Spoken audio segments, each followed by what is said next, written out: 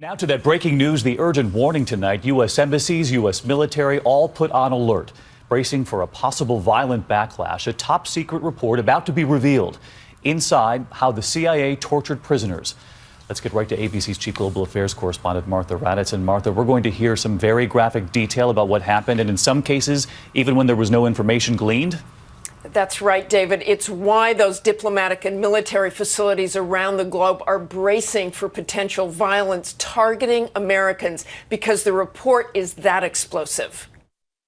Despite the risk, the White House said today it supports the release of the report, described as extremely graphic, with shocking detail about waterboarding and other interrogation methods the CIA conducted during the dark days after 9/11. As one person familiar with the report said, it will sound bad. It is harsh. Torture sometimes continuing even after interrogators concluded there was no more information to gain. Waterboarding, the simulated drowning demonstrated here, was halted years ago. But the majority Senate Intelligence Committee findings conclude that the CIA misled the Bush administration about the methods and the results of the coercive interrogation conducted at so-called black sites outside of the U.S. The former president is standing by the CIA. These are patriots.